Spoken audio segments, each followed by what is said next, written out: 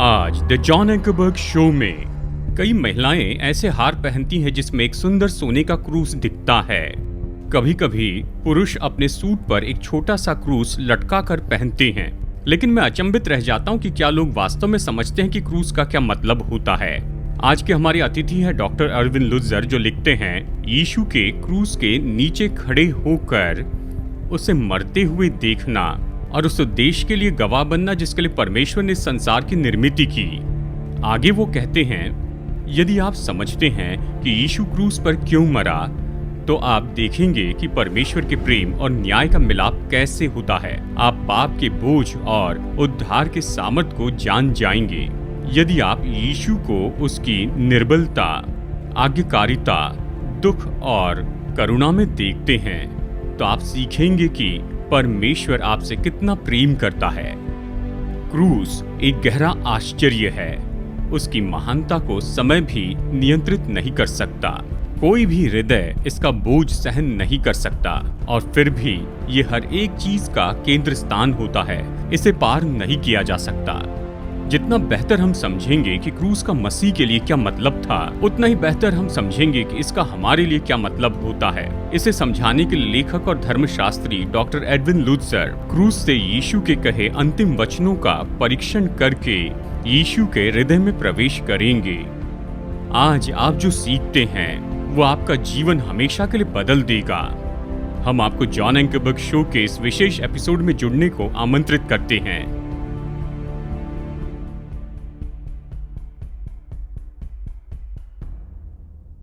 Programme में स्वागत है। मैं जॉन एंकरबर्ग और हमारे मेहमान हैं, जैसे कि आपने सुना है, डॉक्टर अरविंद लुत्ज़र, और इन्होंने बहुत ही अच्छी किताब लिखी है और मैं इसकी सिफारिश करता हूँ, क्राइज फ्रॉम द क्रॉस। ये यीशु के हृदय के भीतर एक यात्रा है, और ये यीशु के जीवन के सबसे बुरे दौर में उसके हृदय के भीतर की एक यात्रा है। ये तब होती है जब वो क्रूस पर था, और मैं चाहता हूँ कि आप क्रूस पर कहे वचन जो हैं वो हमारे लिए इतने असाधारण क्यों हैं। जॉन, आज हमारे पास सबसे आशाजनक, अविश्वसनीय परिवर्तन कहानियों में से एक है जो कोई भी ढूंढ पाता। और आज हमें जो सुन रहे हैं उन्हें मैं सुनने के लिए प्रोत्साहित करना चाहता हूं। मुझे आशा है कि वे अपने दोस्तों को भी बुलाएंगे, क्योंकि यह आशा और परिवर्तन का एक संदेश है। यदि मैं वो सूबेदार होता जो 3 लोगों को एक साथ सूली पर चढ़ाने के लिए जिम्मेदार होता, तो मैंने 2 चोरों को ले लिया होता। हम जानते हैं कि वहां 2 चोर थे जिन्हें सूली पर चढ़ाया गया। मैंने उन्हें एक तरफ रख दिया होता और यीशु को दूसरी तरफ रख दिया होता। लेकिन उसने यीशु को चोरों के बीच में रखा, क्योंकि बाइबल ने यशायाह 53 में भविष्यवाणी की थी कि यीशु को अपराधियों के संग गिना गया था। तो यहां आपके पास वह यीशु है जिसे 2 चोरों के बीच क्रूस पर चढ़ाया गया, और वे दोनों यीशु पर गाली गलौज कर रहे हैं, लेकिन एक का हृदय परिवर्तन हो गया। और यीशु इस चोर से कहता है कि आज ही तो मेरे साथ स्वर्गलोक में होगा। अब हमें इसकी तफ्तीश करने का एक कारण है कि यीशु के बारे में इस चोर के मन में क्या परिवर्तन हुआ। इसका एक कारण यह है कि यीशु ने प्रार्थना की और कहा कि हे पिता, इन्हें क्षमा कर, क्योंकि ये नहीं जानते कि ये क्या करे। और उसने शायद सोचा कि ऐसी प्रार्थना कौन करेगा पीड़ा की इन परिस्थितियों में। परंतु दूसरा कारण यह है कि पिलातुस ने यीशु के ऊपर एक चिन्ह लगाया, यहूदियों का राजा। जैसे लोग वहां से गुजरते हुए उस चिन्ह को पढ़ते थे और निस्संदेह यीशु का मजाक उड़ाते हुए इसे यहूदियों का राजा पढ़ते। लेकिन इस चोर का हृदय परिवर्तन हो गया। और ये भी हैरानी की बात है कि जब उस चोर का हृदय बदल गया, क्योंकि यहाँ पर देखिए, वो यीशु की एक तरफ था और उसका लहू नीचे टपक रहा था, और उसके हाथों में कीले थे। यीशु तो बिल्कुल उसी दशा में थे जैसे वो चोर उसे देख रहे थे। तो क्यों वो यीशु पर विश्वास रखता, केवल उसके चिन्हों और लोगों से उसकी बातें सुनकर? देखिए, मुझे यकीन नहीं है कि हमारे पास सवाल का पूर्ण जवाब हो सकता है कि नहीं, सिवाय इसके कि उसके दिल के भीतर कुछ था जिसने उसे एहसास कराया कि उसके बगल वाला शख्स कुछ अलग था। अब निश्चित रूप से हमें यह समझना होगा कि अपनी पूरी विनम्रता में इस चोर ने कभी भी यह कहने की ठिठाई नहीं की, मुझे क्षमा कर। उसने मन ही मन सोचा कि वैसे अगर वह एक राजा है तो जरूर उसका एक राज्य होना चाहिए, और इसलिए वह यीशु से कहता है, जब तू अपने राज्य में आएगा तो मेरी स्तुति लेना, बस मुझे स्मरण कर। आप बिल्कुल ठीक ही कह रहे हैं। मतलब वो चोर यीशु को देख रहा था, यीशु और यीशु के दूसरी तरफ उसका साथी चोर जिस तरह से मर रहा था, उनके बीच में कोई अंतर नहीं था, वे एक समान लटकाए गए थे। और इस चोर ने अपने मित्र को डांटा था। पहले तो वो यीशु के ऊपर चिल्लाने के लिए एक साथ थे, लेकिन फिर ये तो एक और ऐसा दृश्य संकेत है, उसने अपने साथी को ऐसा करने के लिए डांटा। आप बिल्कुल सही कह रहे हैं कि इस चोर ने इतना हृदय परिवर्तन हो गया कि अब वह यीशु पर विश्वास करने लगा। हालांकि इसके लिए कोई मानवीय कारण नहीं था, सिवाय इसके कि वह जानता था कि उसके बगल वाला व्यक्ति कोई साधारण चोर नहीं है, परंतु उसने इस कारण यकीन किया कि यीशु ही परमेश्वर का पुत्र है। अब उल्लेखनीय बात यह है कि यीशु ने उससे क्या कहा, आज ही तू मेरे साथ स्वर्गलोक में होगा। मुझे ये बेहद पसंद है। इसका कारण यह है कि यीशु क्रूस पर भी अभी भी राजा था। वह इस चोर से कह सका कि आज ही तू मेरे साथ स्वर्गलोक में होगा। अब प्रकाशित वाक्य की पुस्तक में यीशु मसीह स्पष्ट करता है कि वह वही है जिसके पास मृत्यु और अधोलोक की कुंजियां, और यदि यीशु कहता है कि आज ही तू मेरे साथ स्वर्गलोक में होगा, तो यह आज ही घटित होने वाला है। और इसलिए यीशु मसीह इस चोर को कहे गए वादे को पूरा करने में सामर्थ था। और जरा सोचे, इस चोर ने शायद उसी सुबह अपने अपराधी साथी के साथ नाश्ता किया, पर अब वह उसी शाम यीशु मसीह के साथ रहने वाला है। अब उस चोर के मरने से पहले यीशु की मृत्यु हुई, इसलिए यीशु स्वर्गलोक में उसका स्वागत करने के लिए बिल्कुल तैयार था। मैं सोचता हूँ ये बहुत ही अद्भुत विचार है। और साथ ही अरविंद, मैं चाहता हूं कि लोग न चूकें। जो आप नहीं कह रहे हैं बल्कि जान लेते हैं। यदि यीशु सभी के लिए मर रहे हैं, कुछ ही पल में हम चर्चा करेंगे कि कैसे पूरी भूमि पर अंधकार छा गया और हमारे पाप यीशु पर लाद दिए गए। यदि उसमें इतनी करुणा थी, जबकि वो बिल्कुल मरने वाले थे, कि उस चोर को ले जो बहुत से पापों के लिए दोषी था, वो तो यरूशलेम की टॉप 10 वांटेड लिस्ट में होगा ही कि वो क्रूस पर चढ़ाया जाए। यीशु जानते थे और यीशु ने उसे क्षमा किया। अब जो लोग हमें देख रहे हैं, शायद ये अपने देश में टॉप 10 की लिस्ट में होंगे या फिर अपने शहर में। अच्छी बात तो ये है, यदि यीशु ने उस चोर को क्षमा किया तो वो उन लोगों को भी क्षमा करेंगे जो लोग अभी हमें सुन रहे हैं।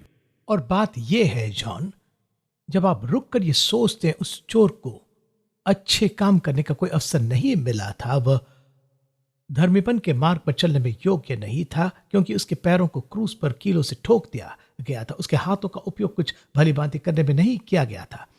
ऐसा कोई रास्ता नहीं था जिससे वह अपने पापों की कीमत चुका सके या सोच सके कि वह अपने पापों की भरपाई पूरा कर सकता था। वह वहां क्रूस पर था, उसके लिए बपतिस्मा का कोई अवसर नहीं था। उसने क्रूस के बगल में खड़ी मरियम से अपने लिए हस्तक्षेप करने के लिए नहीं कहा। उसका यीशु मसीह के साथ सीधा संबंध बन गया था और अपनी दया से यीशु ने उससे बचा लिया।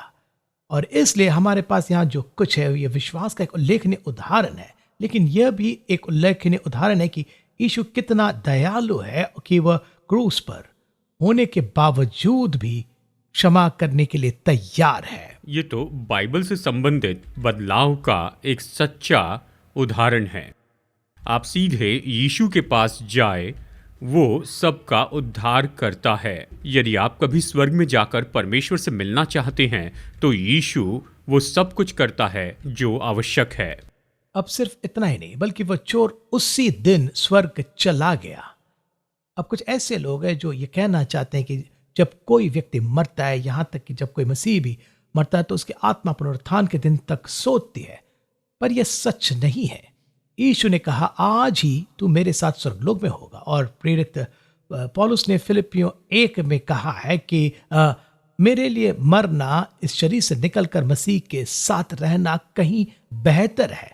तो प्रेरित पौलुस वास्तव में सोच रहा था कि जब वो मरेगा तो वो तुरंत यीशु की उपस्थिति में वो होगा। और यही बात नया नियम के कई अन्य परिच्छेदों में स्पष्ट रूप से सिखाता है। क्या यह सोचना अच्छा नहीं है कि इस चोर को यातना से नहीं गुजरना पड़ा, वह तो सीधे परमेश्वर की उपस्थिति में जाएगा और यीशु के साथ रहेगा, जहां वह आज भी है और सदा के लिए बिल्कुल रहेगा।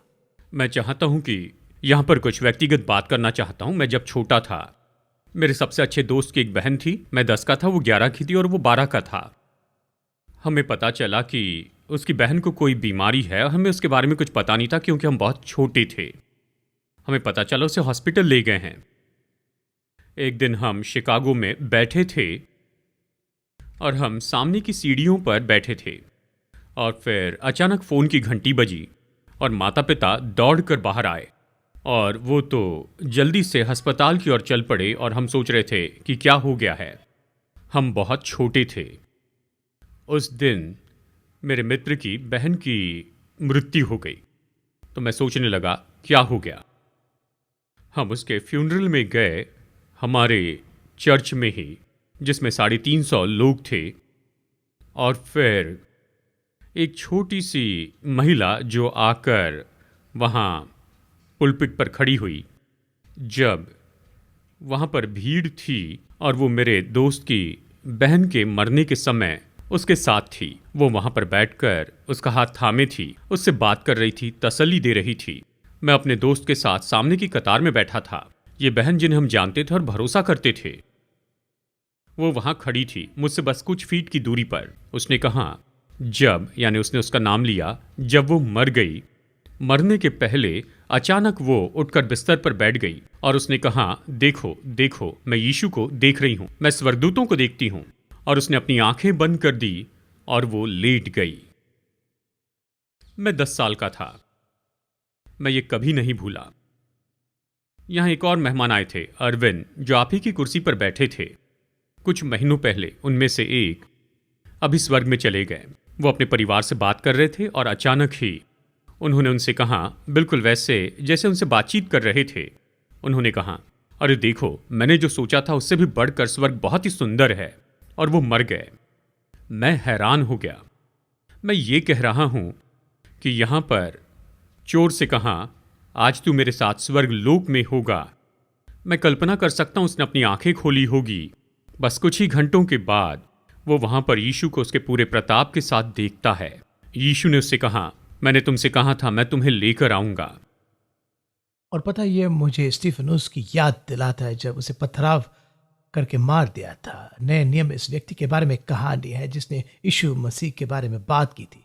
उसका नाम स्टीफनुस था और भीड़ के क्रोध के कारण वे उस पर पथराव करने लगे। और बाइबल कहते हैं कि जब उसने अपनी आंखें खोली तो उसने परमेश्वर की महिमा देखी और यीशु परमेश्वर के दाहिने हाथ पर खड़ा था।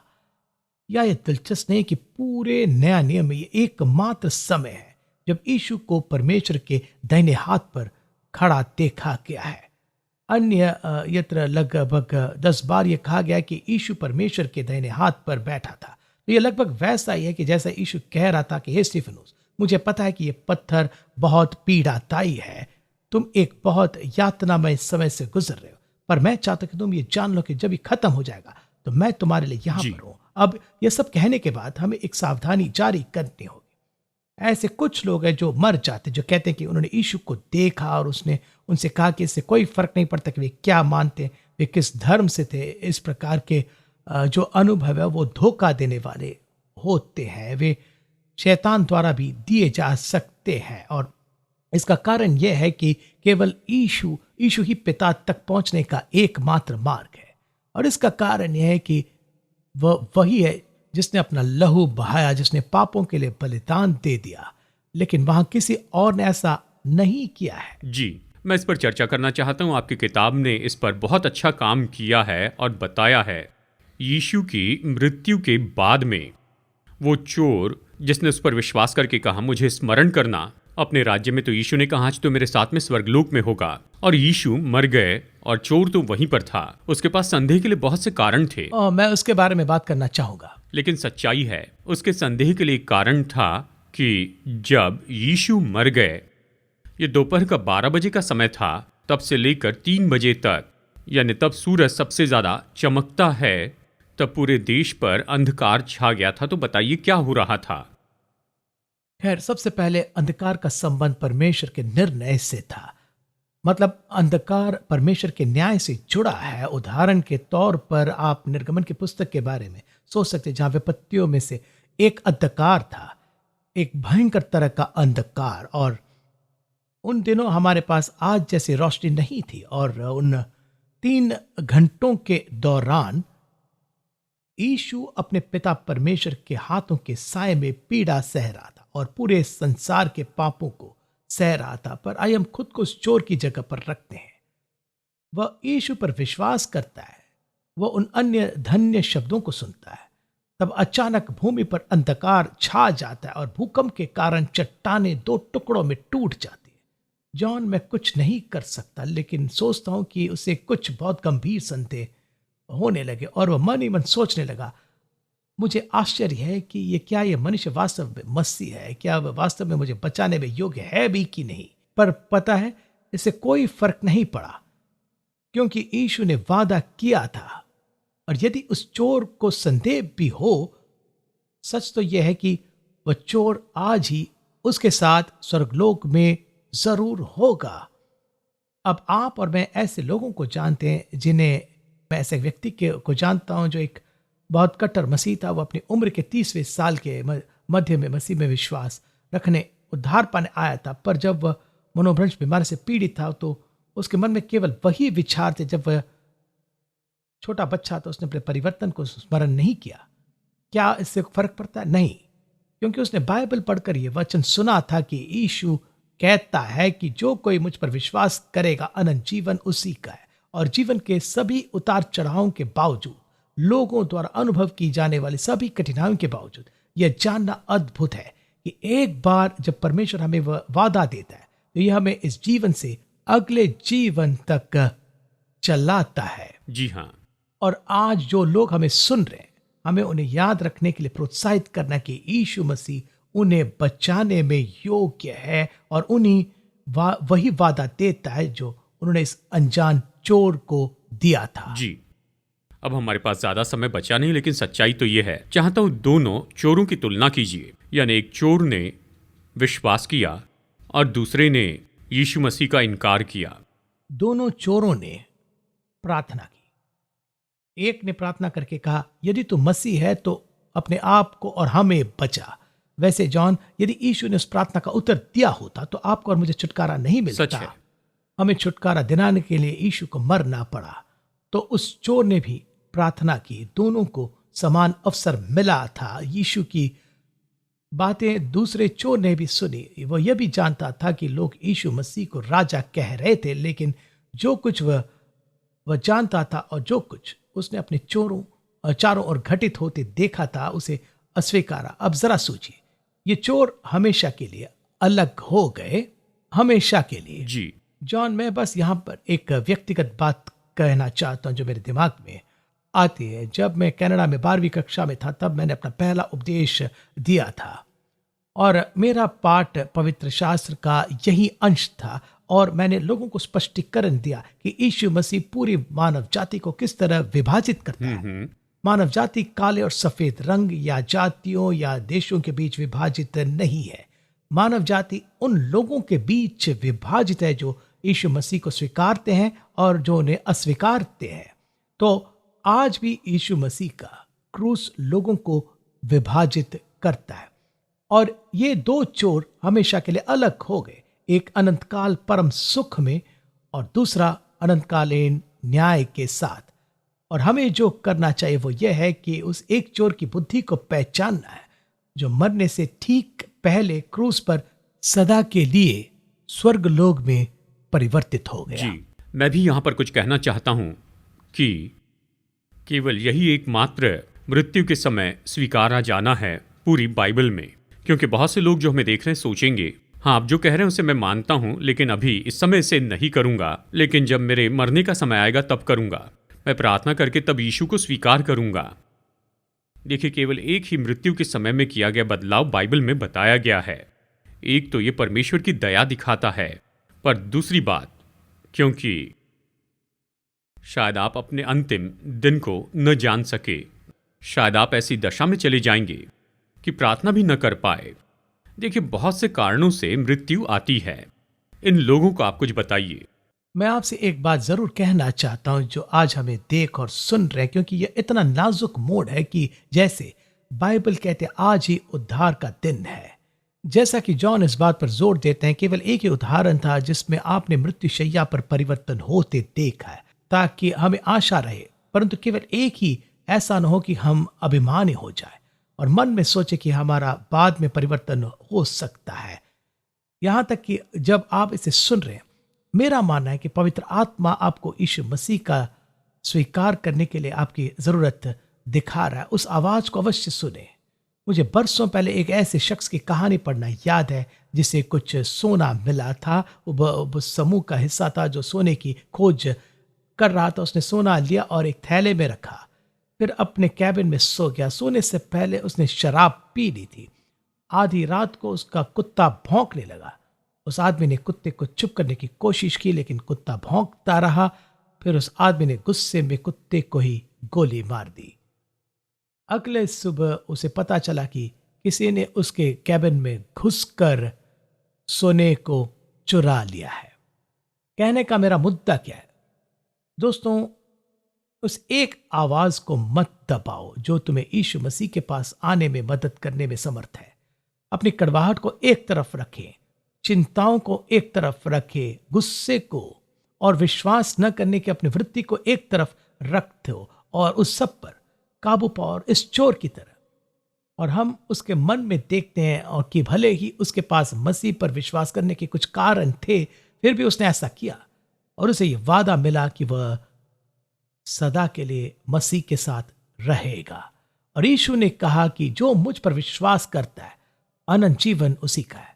अपने पापों से मन फिराओ, मसीह की ओर मुड़ो और उस चोर के समान यीशु पर विश्वास करो जो तुम्हें क्षमा कर सकता है। क्या आप मुझसे जुड़ेंगे? मैं आपके लिए प्रार्थना करना चाहता हूं और आप अभी परमेश्वर से प्रार्थना करें। हे हमारे पिता, हम आपको धन्यवाद देना चाहते हैं इस चोर के लिए। हम आभारी हैं कि 2000 साल के बाद भी हम इस विश्वास के बारे में बात कर रहे हैं और हम प्रार्थना करते हैं कि उनका उदाहरण अनेकों से बात करें जो आज हमारे साथ जुड़े हैं। पिता, हम प्रार्थना करते हैं कि उनके संदेहों के साथ भी और अपने संघर्षों के साथ भी वो मसीह के पास आए। वही एकमात्र है जो अनंत काल और स्वर्ग का वादा कर सकता है। हम उन्हें प्रेम करते और धन्यवाद करते और उन्हें मांगते हैं कि बहुत से लोग उन पर विश्वास करें अभी इसी वक्त। यीशु के नाम में हम प्रार्थना करते हैं, आमीन। दोस्तों, मुझे आशा है कि आपने अरविंद के साथ प्रार्थना की होगी। बाइबल कहती है जो कोई भी प्रभु को पुकारेगा। अभी आपने प्रार्थना की है। इस वचन के अंतिम 3 शब्द मुझे पसंद है। जो कोई प्रभु का नाम लेगा वो उद्धार पाएगा। जब आप उसे पुकारते हैं तो परमेश्वर यही करते हैं। तो आज हमारे साथ जुड़ने के लिए बहुत बहुत धन्यवाद। मुझे आशा इस कार्यक्रम को सुनकर आपने आनंद लिया होगा। इसके बारे में आगे भी सोचिए।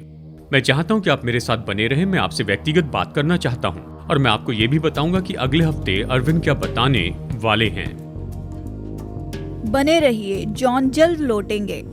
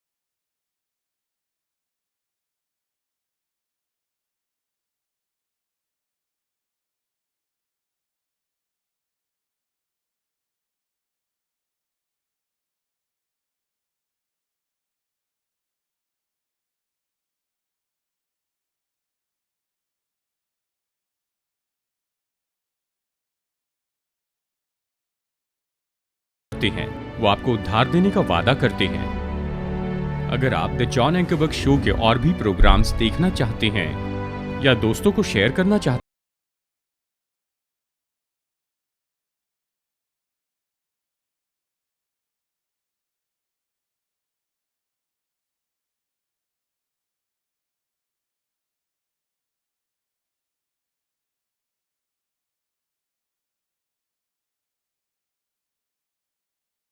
पाने के लिए बस हमारी ऐप खोलिए और टैप कीजिए लैंग्वेजेस पर। आपके लिए एक और मूल्यवान स्रोत है, वो है हमारा शिष्यत्व पाठ्यक्रम। इस मुफ्त के 40 लेसन के डिसाइपलशिप कोर्स में हमारे विशेष मेहमान सुंदर और श्यामला कृष्णन आपका कदम ब कदम मार्गदर्शन करेंगे कि यीशु के पीछे चलने का अर्थ क्या होता है। चाहे आप नए विश्वासी हो या कुछ समय